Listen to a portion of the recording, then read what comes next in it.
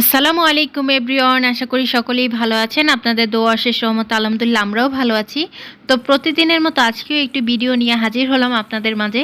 তো অবশ্যই ভালো লাগলে কিন্তু লাইক, কমেন্ট, শেয়ার এবং চ্যানেলটি সাবস্ক্রাইব করতে একদমই ভুলবেন না। তো আজকে হচ্ছে পবিত্র জুম্মার দিন। তো সকাল থেকে রান্নাবান্নাটা শুরু করে দিলাম, যেহেতু জুম্মার দিন নামাজের সময় হয়ে যায় খুব তাড়াতাড়ি, তাই ভাবলাম আজকে আগেভাগে রান্নাটা সেরে নেই। কিন্তু দুঃখের বিষয় হচ্ছে আমি যে রান্না করতে গেছি আমি অর্ধেক রান্না প্রায় শেষ, তখন আমার বাসায় গ্যাস চলে গেছে। যেহেতু আমি এলপি গ্যাসে রান্না করি, তো আমার এখানে ডাইরেক্ট লাইন নাই গ্যাসের। তো পরে কি 10 থেকে 15 মিনিট অপেক্ষা করার পরে আপনাদের ভাইয়া গ্যাসের বোতল পাঠিয়েছে বাসায়। তো পরে আবার রান্নাটা শুরু করেছি। তো এই যে মুরগির গোস্ত রান্না করছি আজকে, যেটা ভালো করে কষিয়ে তারপরে আলু অ্যাড করে দিব এখানে। তো এই তো হাতে অনেক কাজ থাকে আসলে, টুকটাক সব কিছু মিলিয়ে জিলিয়ে তারপরে একটা ভিডিও বানাতে হয় আমার।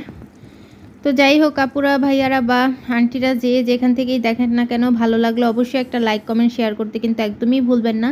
তো এখানে প্লেন পোলাওটা রান্না করব। তো আমি সব কিছু দিয়ে দিয়েছি এখানে যা যা দরকার। তো আমি এখানে আসলে সিম্পলভাবে পোলাওটা রান্না করব। অনেকে আসলে পোলাও রান্না করলে দেখা যায় কি একটু লালচে হয়ে যায়। তো আমি ট্রাই করি সবসময় যাতে রাইসটা সাদাই থাকে। তারপরে এই যে এখানে ডিম কিন্তু সিদ্ধ করে রেখেছিলাম, আমার একদমই ওইটা রান্না করতে মনে নাই।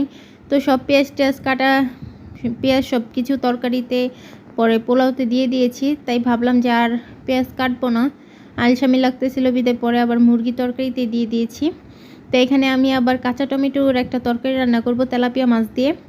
গতকালকে দেখেছিলেন যে আমি শোল মাছ দিয়ে কাঁচা টমেটো আর পাকা টমেটো মিলিয়ে রান্না করেছিলাম। তো আলহামদুলিল্লাহ বেশ ভালো লেগেছিল।